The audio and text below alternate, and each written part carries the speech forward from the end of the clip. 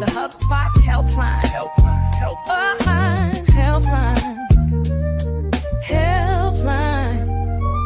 It's Rob, it's George, it's Casey, and Kyle.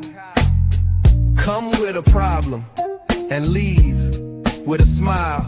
Every Friday at 3, come and join us as we help you with HubSpot.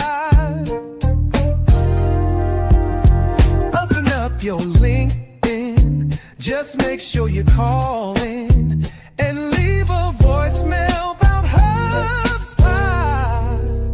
Make your Friday divine with the HubSpot helpline.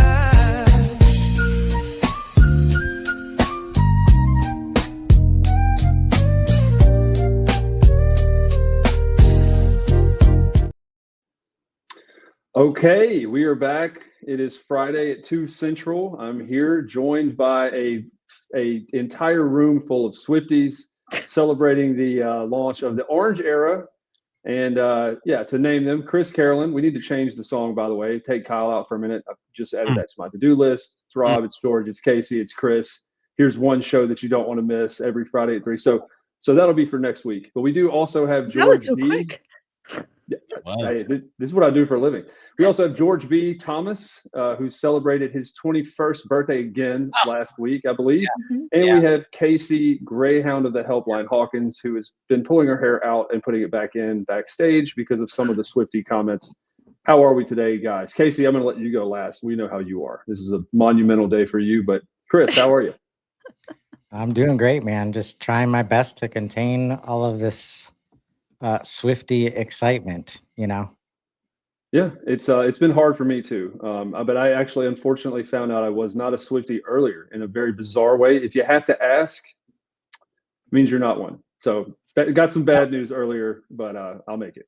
Oh, interesting. Who is Taylor Swift again? I'm sorry. Unbelievable. I'm not trying to trigger anybody out there. I'm just kidding.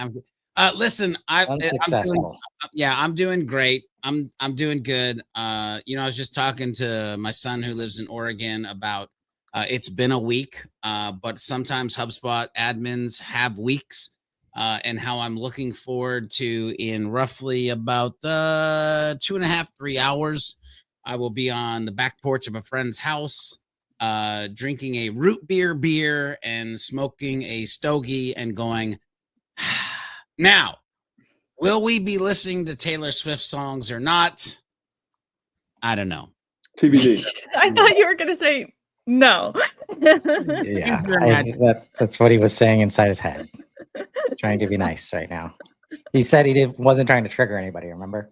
That's what he said. He actually led with that and inserted it as like a mid CTA. Just don't be mad at him. Send all complaints to Chris at what is it again? Yeah. Chris at Yeah, but look, I think the Taylor Swift news is only one of the things on Mount Rushmore. What are some of the topics, some of the problems, some of the voicemails? Did the dog eat our voicemails again, or has that situation been resolved, Mr. Carolyn? Yeah, the dog ate all the voicemails again. Yeah. Are we really not asking Casey how she's doing? You said she'd go last, and then she doesn't even get to go.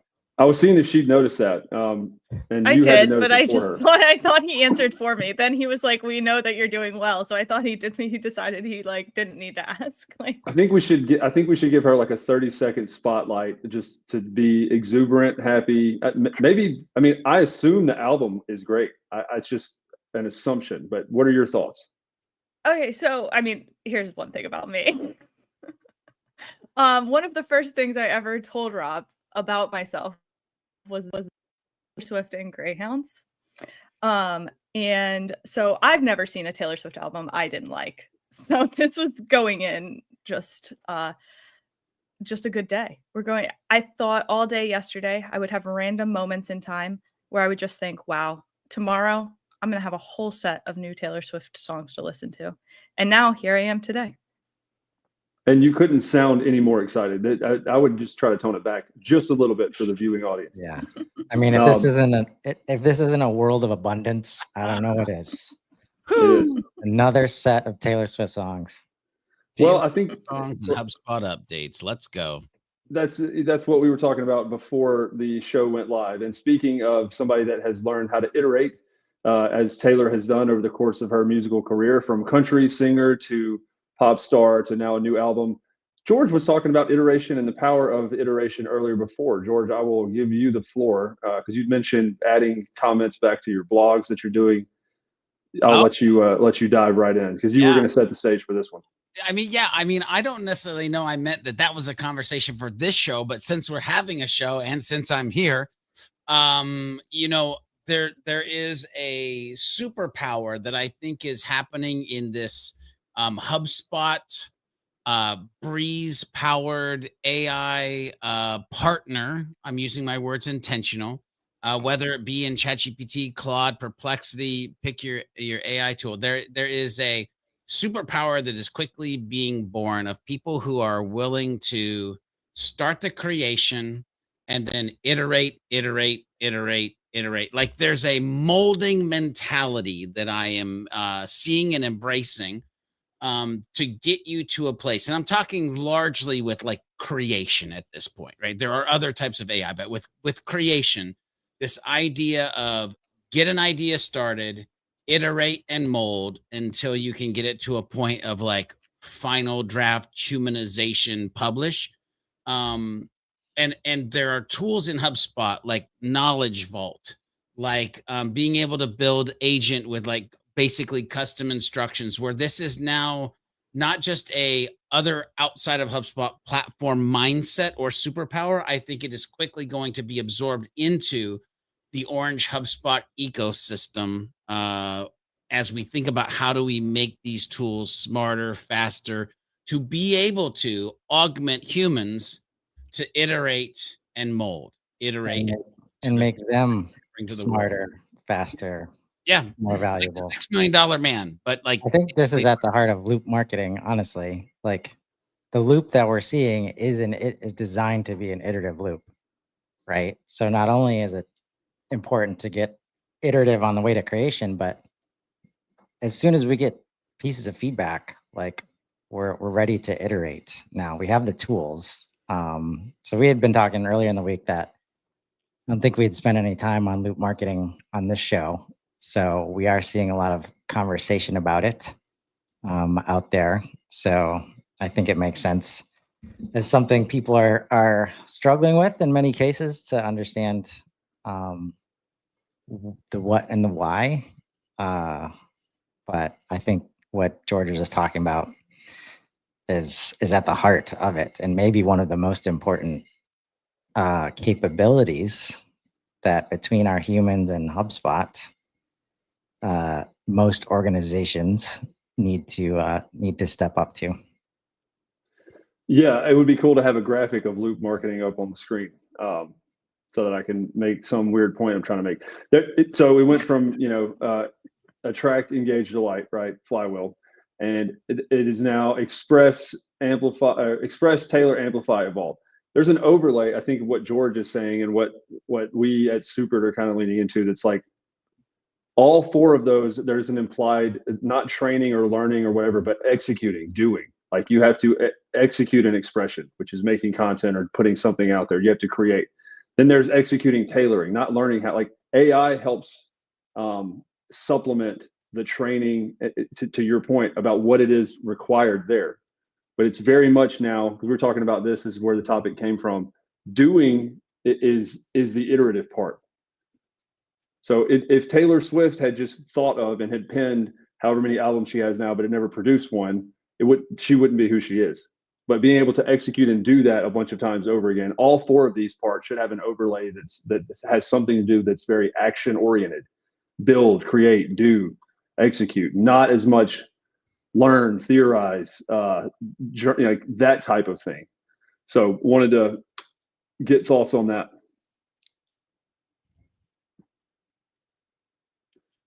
Spellbound, I know, speechless. It's generally the impression I leave on people.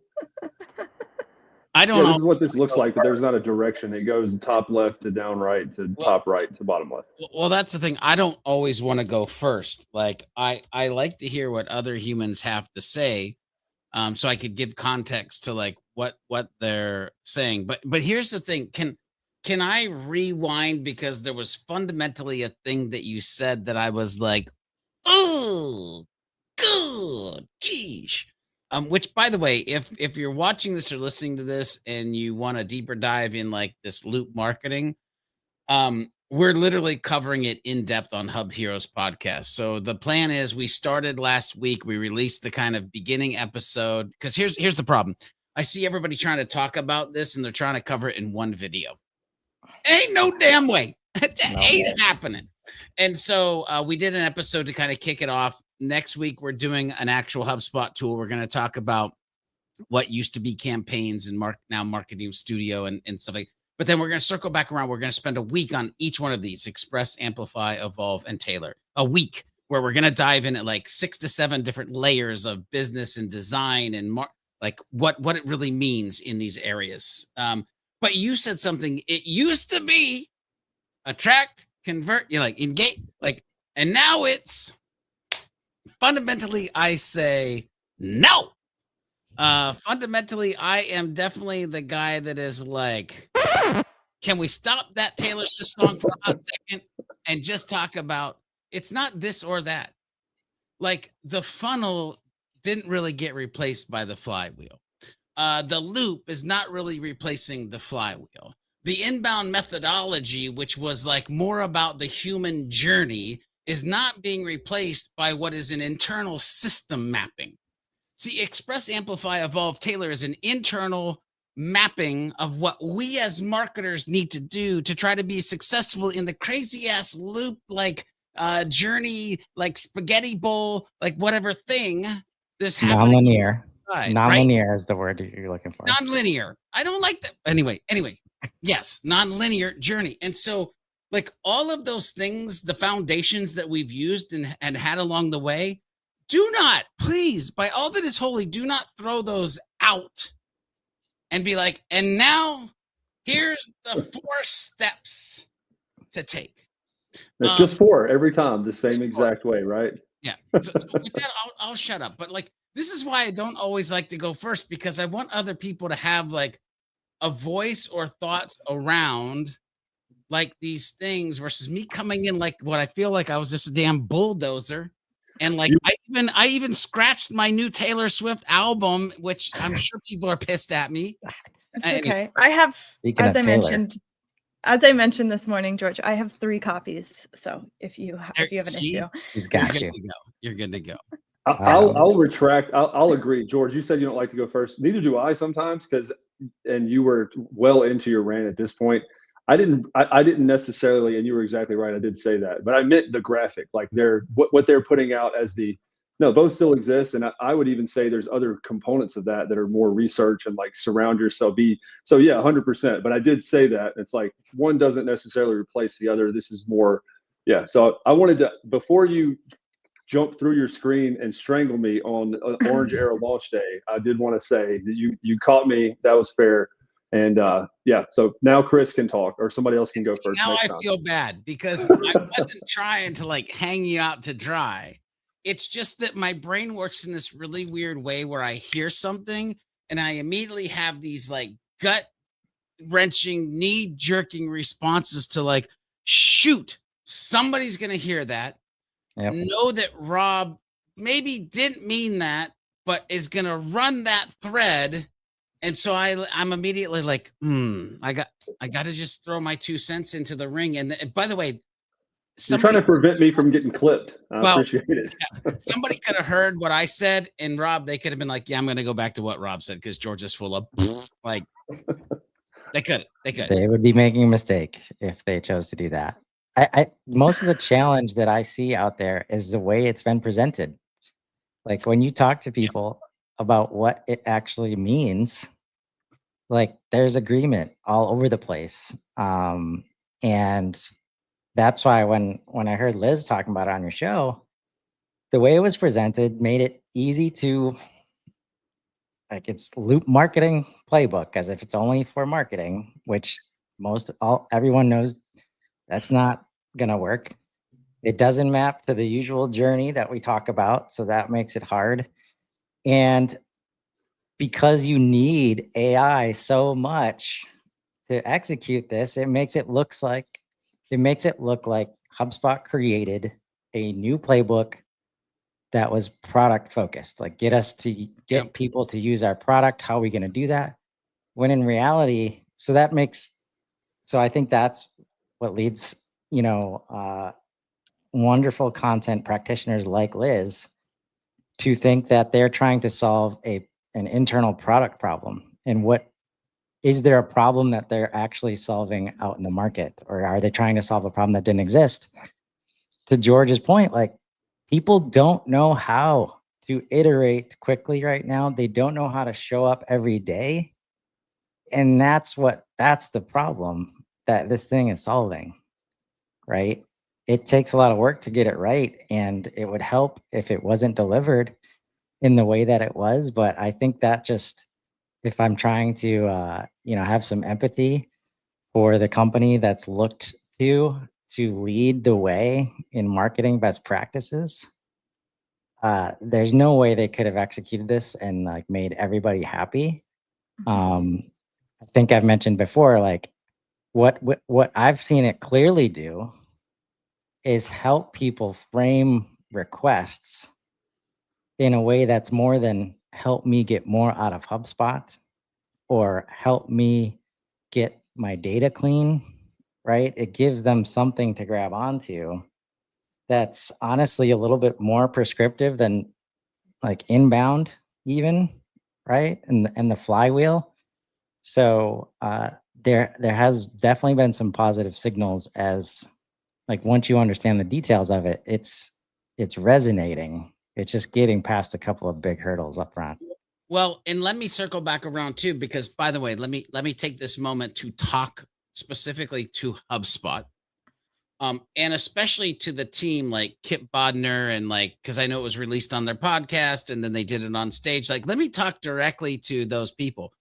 I'm happy as pig in mud that they did what they did, because listen, the telltale sign is that they're creating something. You go to that website and it says, sign up for more information, which I translate to, we're iterating on a great idea and there's some cool shit coming your way. And so like, did they have limited amount of time to wrap their brain around what they had saw, the data, and what doing this at HubSpot had provided? Sure, they had limited time because inbound has a specific date. Yo, you better be ready to go on stage on this date with this information. Sweet.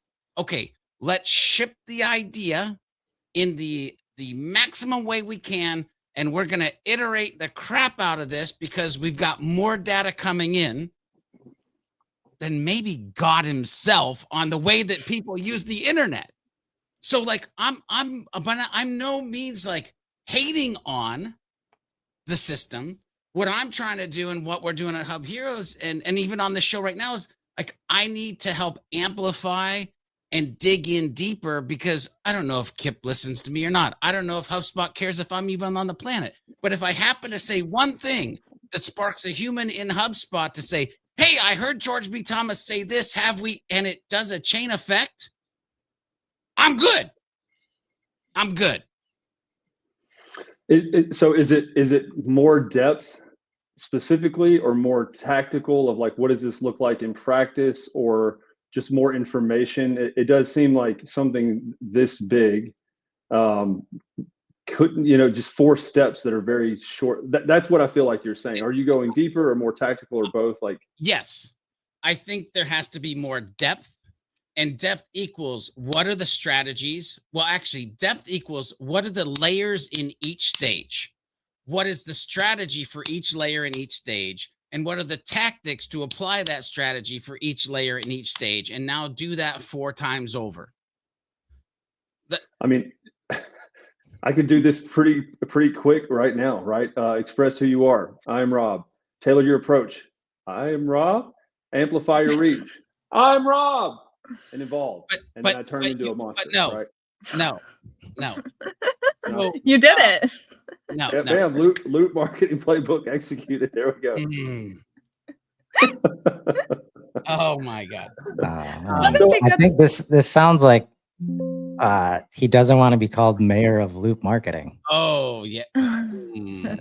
So yeah, I'm a loyalist. I even have the look, the mayor mug that I need to drink out of more. I did have a serious question though, because whether this is good, bad, or provokes George, maybe Casey can take this one first. Getting even beyond surface level for this, I thought this worked better, and maybe it's just because I see a lot more of John Dick's content on LinkedIn, and anyway, I thought this could work equally well as a framework for customer success with a slight POV shift, right? Have them express who they are by feedback, by interactions, by their digital footprint. Tailor your approach, amplify the value delivery to the customer, and evolve how you solve for them, right? So this framework of the loop figure that's basically a representation of being constantly iterative and nonlinear, to me, could be applied in theory to customer success, maybe to sales, but customer CS is the one that I really thought this would also work for. Yes. At every stage of the journey. Like, yep. And that's the thing, like when an organization is marketing led and marketing owns the communication everywhere, they're going to crush it with loop marketing. They're probably already doing some element of loop marketing because everybody counts on them to lead the messaging, lead the content. And my favorite definition of marketing is any two-way communication between your business and your customers, right? Companies that embrace that, like this works easily, right? Nobody questions how to apply it. But in every other space, and this is coming from personal experience, when you're brought into a business and then asked to lead digital transformation, and then you don't have any jurisdiction over the rest of the life cycle, it doesn't work, right? So I think there's two problems. One is the marketing piece, and like the fact that that's what a lot of us are stuck on is, does this just live in marketing? And to everyone's point, this is larger. This is larger than marketing. And I mean, I think the whole point of the like evolve piece is that in theory, you are getting that feedback from customers, from sales prospects and everything, and then you're adapting based on that. One of the problems I have with loop marketing is that I think those words are almost too simple to like to your example, Rob, you were like, express who you are. I'm Rob. And like, you can do all that. But if you just look at those words alone, I don't think those words give you enough detail on what the pieces of the loop mean. So when we're seeing these like pictures of the loop with these just express, tailor, amplify, evolve, I don't think people are like, okay, cool, let's just do that without knowing what any of that means. Yeah, to George's point, the strategy, the depth of tactics, what different use cases look like, all of that. Mm-hmm. I think I sent George into a not to reference the loop, but a spiral of sorts with the translation to CS. Well, I think like if we could just, HubSpot has a massive opportunity here and a great case study out of the gate to drink their own champagne. And one of Dharmesh's posts and some in spots on the pages that talk about loop marketing, they sometimes refer to it as the loop playbook for growth. It's right there. HubSpot always evolves to get to some like growth suite, like growth instead of just marketing. And they could show, like, I guarantee they could show data about how marketing, the word marketing, was problematic for a bunch of, it's in almost everybody's feedback about their challenge with this. And they could be their own best case study of like, this is how we executed loop marketing. Like, welcome to the loop playbook for growth. Like, that's what we've decided. And like, will they do that? I don't know. I think they have great positioning. Like, again, they're not, all the resources aren't available, right? It's not like, I don't know. Like, I think they could show us what it looks like right out of the gate. I think they could. Yeah, reading more of this is to see about George, get early access, ask for more. This does go a little bit deeper and have more examples. Just for people like me, I need to see something tangible, or metaphors work really well, so the examples help a lot. And George, you said you were covering this like each section at a time with content to really be able to dive in and do that instead of just going 5 minutes on each part and that be it. That seems to be the biggest problem, or not even problem, because you did compliment everybody associated with this, but it seems like the thing that you feel like is missing the most. Yes, and I'm feverishly looking for something to share, because by the way, you didn't break my brain on service.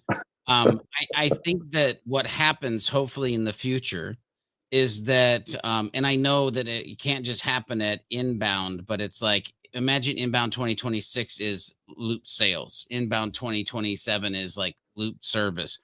That it has to happen faster than that. But the loop, the four things, because by the way, I may not like the fact that it's a loop, but I love the four things and I love what the four things represent.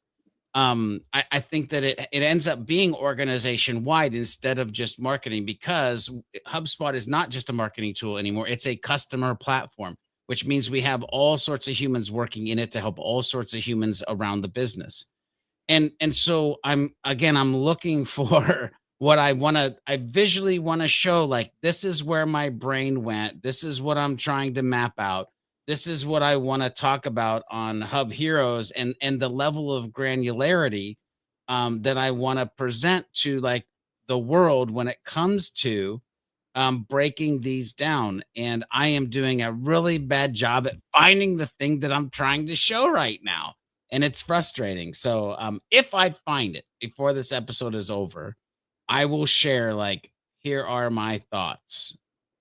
Well, you did a great job of continuing the conversation while also multitasking, by the way. Yeah. I think there was a comment from Crispy that said loop also, he said negative connotation, but I agree. Like I think of loop and I think stuck, right? Now there's feedback loops and there's fruit loops, which are good. I had some, here he is, George. So I grandstanded long enough for George to find what he needed to find. But there's, and maybe this is a little too weird and philosophical, but just that connotation of the word loop is odd. So I kind of agree with that. I wouldn't say negative, but it is confusing. To me, it feels more like, you know, non-linear is what the word you were looking for, and Chris said earlier to talk about the customer journey. If the loop, just if you imagine this loop functionality, whatever, that also moved on an X and Y axis with customers as they grew, to me, that would make more sense. It's almost like orbital marketing, right? Be in the presence of customers more and hear their feedback to be able to have an opinion and perspective to express. There's an element of motion that this, you know, animated loop GIF does not really bring in, because it could dictate proximity or geo. It could dictate differences in who the ICP or personas are. It could also dictate time, like from 2020 to 2025. So that's the visual I get that would make it make more sense, along with the weirdly worded loop. All right, George, sorry, go ahead. So first of all, let me apologize, because this is just how my brain works. And if this breaks anybody's brain, know that this is not a fully baked out idea. But Chris, if you can share my screen, like, when I think about loop marketing stage by stage breakdown, and what I'm talking about is these layers and these tactics and these strategies, right? When I talk about this, stage one, express, define and differentiate your brand, there's human tasks and skills, right? So you got to break this down, and you got to start having conversations around leadership, marketing, and subject matter experts. You got to start talking about research and mind reviews and call transcripts, like unstructured data. You've got to start to talk about personas and ideal customer profiles. Get that out of here. Right. And you can see like things that, because I'm doing research in this, but past human tasks and skills, it's business objectives. What's the tools and technology? Like, what's the design and content portion of this? What's the data and metrics? What about additional considerations that we haven't talked about? And so I literally have this thing that for each episode, I want to talk about Taylor. human tasks and skills and key points, business objectives, tools and technology, design and content, because it's a holistic thing for humans who have to be paying attention to a metric butt ton of stuff. And so like this is what I'm waiting for HubSpot to like do the granularity of like anyway. Well, and that's why the AI is important here. Like humans they can't pay attention to all of the stuff all of the time, but they can be, and again, I guarantee this is how we got to loop.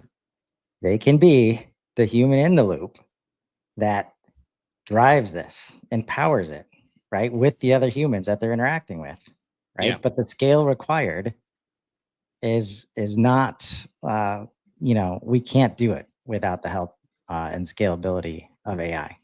Well, I'll ask this, since I am, by the way, I forgot to change my headline, so I'm just host. I don't have anything cool, or it just says Rob Jones. Since I am the host, I'll bring this up. Chris, you just said the scale required.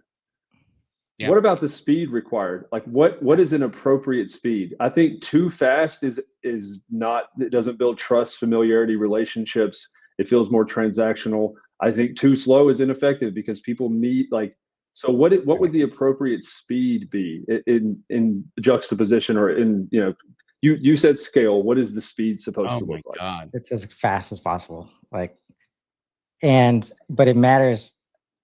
Like what we're seeing on Profoundly specifically is price is so far from what's winning and closing proposals. It's trust and it's speed. And that's where, like, if you're doing loop, trust can be being built without you needing to have the one-to-one conversation, so that when you do show up, like right away, they already know there's already trust. So if you're building that trust already, I don't think there is a too fast. Like that overtook like price as the most important thing that buyers want, like speed of response. Like, years ago. So hang on. George. Hang on. Okay, Chris, I love you.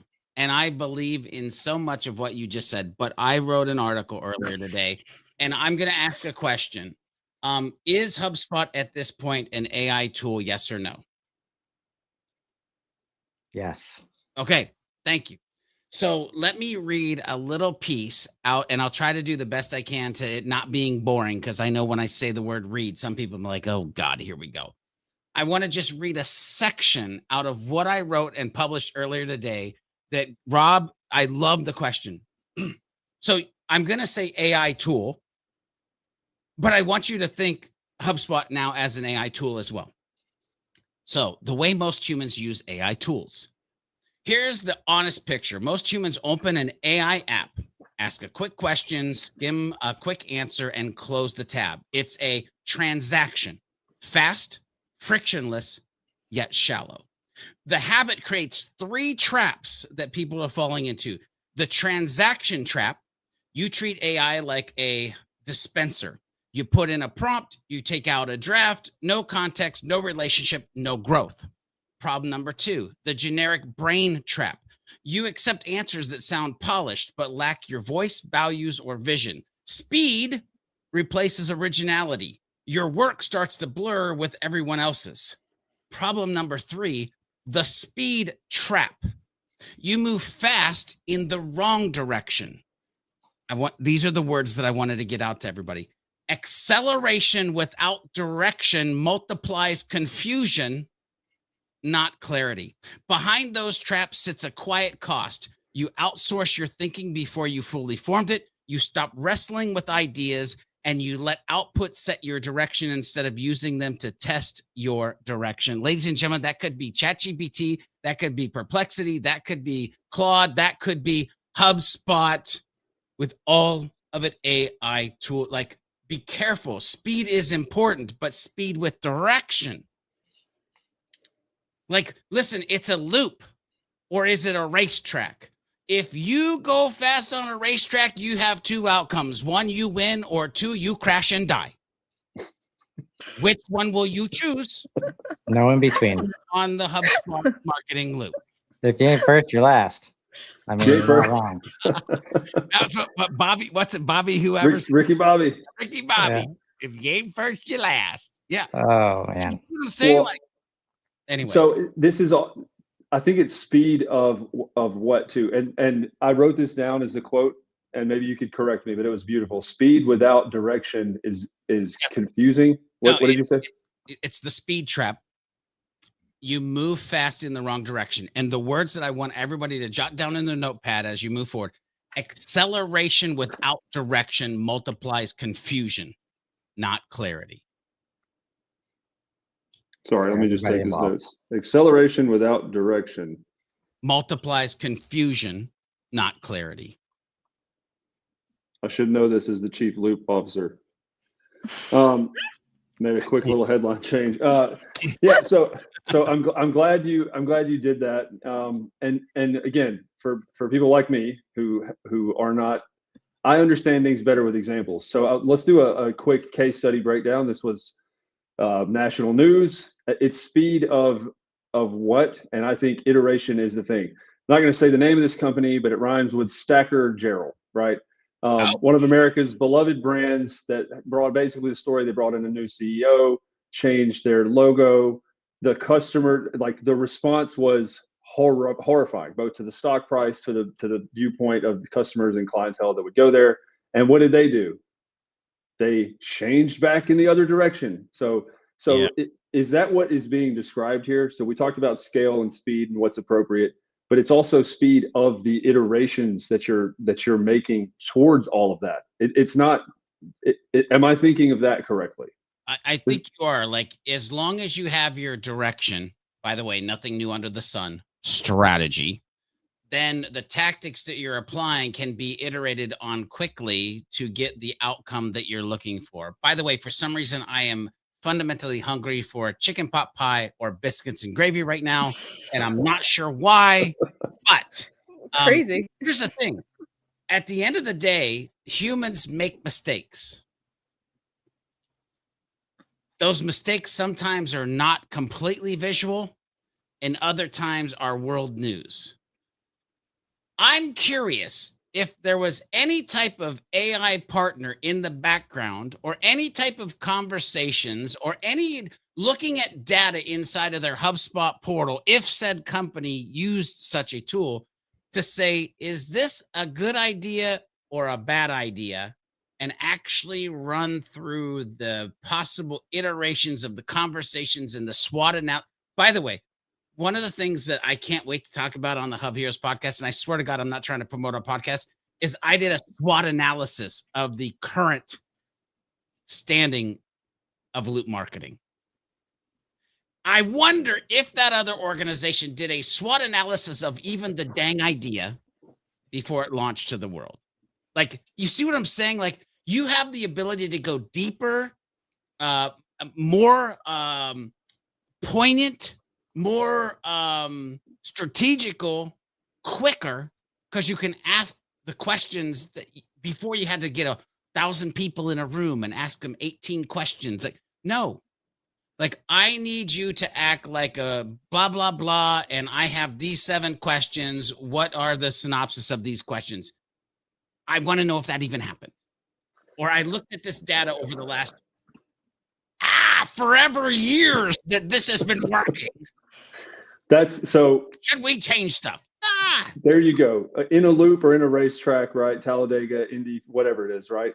There's the actual turns, but then in almost every one I've ever seen, right, there's a straightaway. So that, to me, this Stacker Gerald, don't want to get sued, copyright infringement. That's like Chris said earlier, the speed and scale, and the conversation was like, iterate as quick as you can, like really fast. What, to your point, what in the world caused them to think they needed to change direction and apply speed at all? Like, oh, here's the thing. I don't know the answer to that, but I want to stay with your race analogy. You know what they forgot to do? They forgot to take a pit stop. There you go. I was going to say that. We're on the same wavelength now, baby. They forgot to take the pit stop, and they forgot to talk to their, the little guy in the headphones that tells you, all right, there's a piece of tire on turn 4. Like, go low, go low. They forgot to pay attention to that little guy, whoever he is. Most likely, he's the dishwasher that has worked for the organization for 57 freaking years. And nobody talked to that guy. Yeah. Yeah.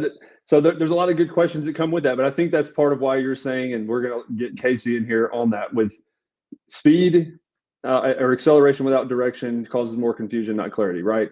But there are times I feel like, and just maybe that is an outlier and just a weird example. It's just very top of mind, and I'd like Stacker Gerald as the thing it rhymed with. But at what point do you notice that it's working and you pause iteration for a minute, or you double down on what's working, right?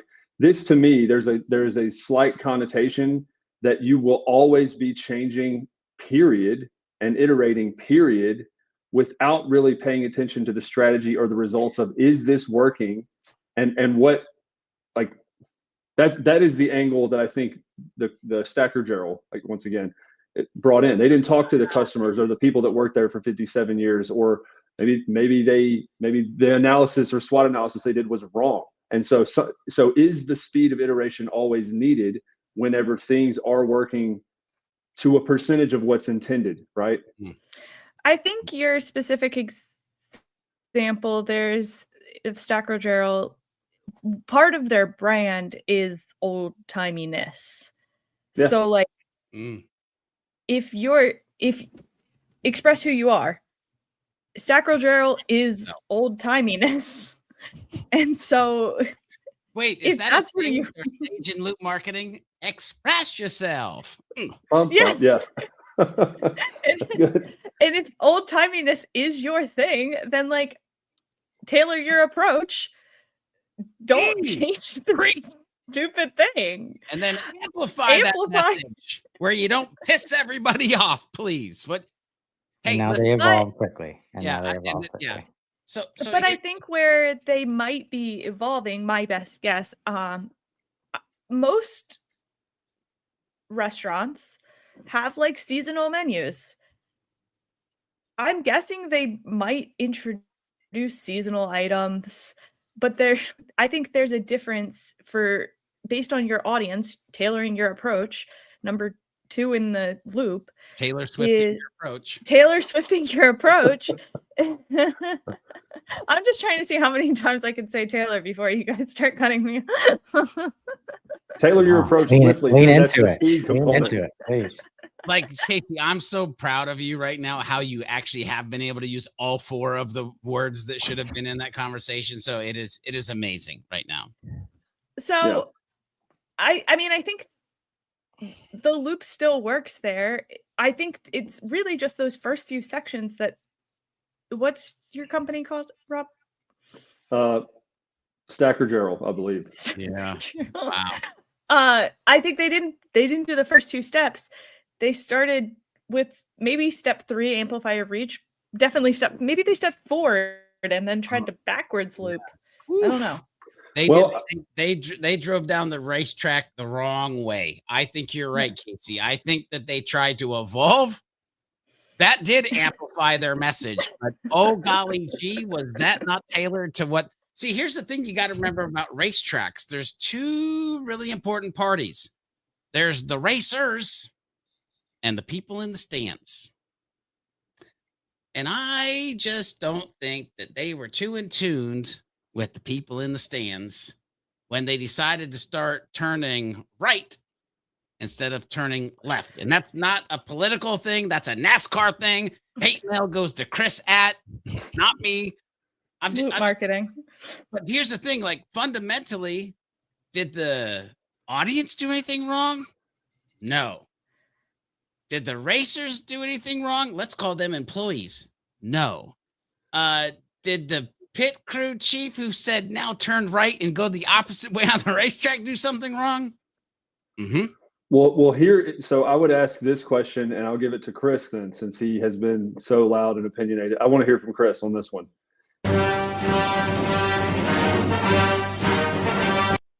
It's coming.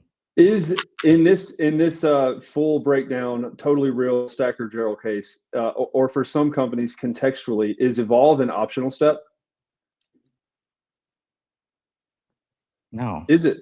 I mean, Casey said that their thing was old timiness and tradition and all of that. Why would you evolve away from that? Why would you evolve the messaging to something different if it were working?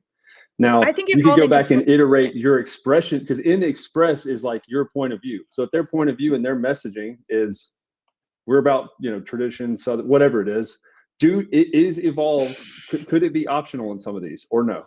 Can I say something and then I'll shut up? I swear to God, I'll shut up.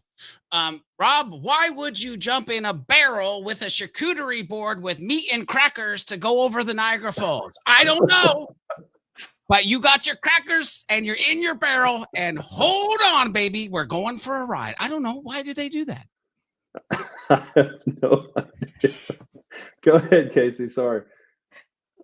No, I mean, Chris can answer, but I just think evolving looks different. Like, I mean, I think that's the whole thing. The whole loop is, the first step is express who you are, tailor your approach. I mean, so the loop looks different, and it's going to depend on your audience, on your brand, and your risk.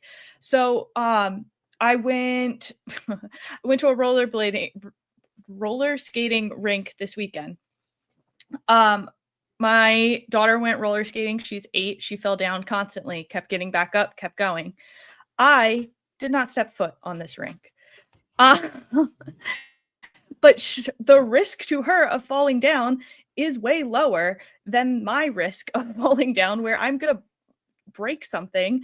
And but I think that's the same with any business.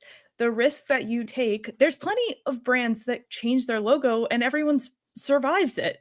Yeah. Everyone just moves on. But the problem is, if you're not expressing who you are, if you're not acknowledging like our brand is dependable and reliable and the same, then I would say that's categorically not evolving. So I mean, this is intended to be kind of to have discourse and convo. So Chris, I'll give you a better example. I think this may have been where Casey was going, and it's something that I saw recently. I had my mind blown away. Right, mini golf, putt. Think about old school mini golf. George B, you probably were around when this was invented back in the day. But the little putt. Whoa! Wow. This was invented in 1985. Putt golf hasn't been around that long. Dirt. Right. No, George just turned 22 again. That's what I was saying earlier. I can take this punishment from my wife and kids. I don't need it from you. I'm evolving, man. I'm tailoring my messaging as we speak. There you go. Testing. I just made a Stacker Gerald error. Right. So miniature golf. So miniature golf. Look, miniature golf forever has been, you grab a thing, you pay $10, you might have a popcorn or a drink, you have a ball, you put it in the hole, that's it. I went to one recently where the ball kept the score inside of the golf ball. The score was kept with some sort of SIM card or whatever that was geo-based. So when you hit it in, it knew how many shots you had taken, knew how many times it had been struck. It transmitted that to a monitor around the indoor course. And there you go. Now mini golf looks different. So the what I'm prompting you with is, should the messaging evolve, or should the methodology, the product, or whatever, something else evolve? To me, that's an example of putt golf, saying putt golf is fun. You should have hobbies. You should enjoy yourself. And then getting to the evolve part, not being about the concept or the messaging, but how they actually interacted with and engaged with their audience. They had a better product. They put something out there that was quite literally evolved from a stick and a ball, and that's it. Chris, after you go, I have thoughts. I have thoughts. I think that's exactly right. Like, let's assume, can we make some positive assumptions about who's been leading this brand that's very successful, has stood the test of time?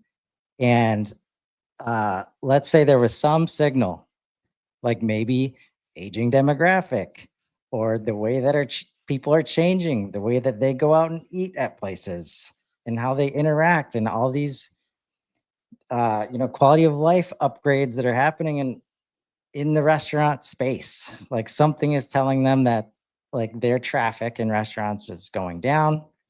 They probably like brought in some pros that tried some things in some other spaces. And what I wouldn't want to see is what we usually see is like, okay, we're going to bring you in, but we're super traditional here. So it's going to take, like, I need you to spend 6 to 12 months.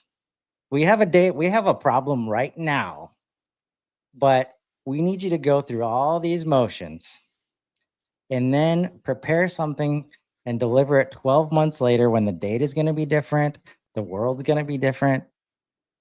And if this means that they're evolving how they respond to market data, in that they don't have to take 12 months because they don't have 12 months. They need to move fast because the world is moving fast. And if that's how the evolution works, like looking at the diagram, right? I think the biggest problem that most organizations have is that they cannot do this part quickly or at any kind of scale because we want to sit in meetings and we haven't reviewed the data ahead of time. We don't trust the data because it's messy. We trust our brothers, uncles, sister who had some success doing it this way. We find every reason in the world not to do this part. And I mean, their ability just to switch gears quickly, like clearly some signal was given that they needed to make a change. And knowing that brand and who they serve, I'm not surprised that they've got that signal, right? Yep. And it was a swing and a miss. Well, if you don't swing, you can't hit home runs. I think the granularity is needed because you could evolve messaging, you could evolve the product, you could evolve the distribution system or channel. Like, I know it's more part of Taylor, but there are different things that you could choose to evolve from the feedback loop, which is what it is. So, George, Right. you said you Yeah, had a spot to Just jump one in. more thing. go ahead. Like, and this is the challenge of, we need it to be a linear framework as humans to help us understand it. It is not a linear journey. None of this is linear. So if it's Express, you spend some time on Express and then you hit Taylor, like, and immediately hit the wall, you're like, all right, back to evolve. We're doing this again. Like, that's the speed and the chaos of the market right now, the reality of what's happening out there. And if they have to lean in and say, all right, well, we did the work and now we're going to make good on all these deals with the amplifiers and we're just going to ship this logo and hope it gets better. And then we'll look at the data. Like, no, that's not going to work anymore. Right. So we need to be able to go back and forth on these things based on the signals that we're getting from the market. Yeah. From our customers. I like And that. from our employees, like all of the stakeholders that are constantly giving us this feedback. And we've created systems that make it go through this, linear path with no hope of moving any kind of quickly. That's why 1-person, 2-person, 3-person organizations with AI partners are just going to crush. They already are crushing because they don't have this organizational overhead that will get in the way of most people trying to execute loop marketing. I think what you're saying, just the nonlinear part, like loop can be nonlinear too. So in the Stacker Gerald example, just to put a pin in this and let George go, because I know we're close on time, they expressed something different. They then they tailored, right, and amplified, and that was a massive problem. So they had to back up to Taylor and then re-express. So you're saying even those the emblem, the symbol, right, you can pause and go in reverse at some points. You don't have to go through the whole cycle if that type of speed is required. That's what I got from it. Agility. Yep. All right. I'll try to make this short. I'll do my best. Sometimes I'm becoming senile in my old age, but I will do the best I can. Chris, first of all, I love that you went with positive intent, and I love everything that you said. And I'm done with charcuterie boards and waterfalls. I want to go back to Rob's mini golf thing. Listen, the reason that mini golf story is amazing is because, and by the way, I want to know where you went, where you live, or how I go there. Because George, that was in Boston. You could probably go there. I mean, it was an inbound. It was an indoor mini golf thing. Yep. Yeah. next year, 2026, Rob, you, me, the crew, we're going mini golfing. Now, listen, the reason that story is so amazing is because if you stop and think about mini golf, what is the major friction point of any mini golf that you've ever done is that there's one person that always has to do the card because they're the math human and their fun is sucked out because they've got to do all the calculation of the numbers. So somebody said, what's the major friction point of mini golf? And somebody said, man, I hate math. Brother, sister, whoever you were, I agree with you too. It is not my favorite thing. But here's the thing. How do we remove that? We create the game. We evolve the game in a way where we allow all the humans to just do what's supposed to be happening, be human, have fun, and have conversations with a little drink and popcorn, and we remove the friction. And what does it do? It amplifies the gamification of what it originally was supposed to be, because now you're more into the actual game. You're looking at the TVs. You're looking at the score. You're trying harder because friction was removed. Like, that's what makes. So I ask you, when you are doing this with your organization, when you're using HubSpot, are you paying attention to all the voices, audience, racers, pit crew, chief? Are you paying to what are the major friction points and where you need to apply more force and let humans be humans? Or are you making rash decisions because somebody told you that this is the way that it's supposed to be? Make it happen today.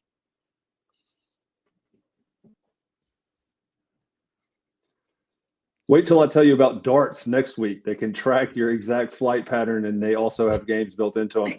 Thanks for tuning into the HubSpot helpline. Have a great weekend, everybody. We will see you next Friday. Enjoy the Taylor Swift album, everyone. Yeah. Hello, you've reached the HubSpot helpline. Helpline. It's Rob, it's George, it's Casey, and Kyle. Come with a problem and leave with a smile. Every Friday at 3, come and join us as we help you with HubSpot. Open up your LinkedIn, just make sure you call in and leave a voicemail about HubSpot. Make your Friday divine with the HubSpot helpline.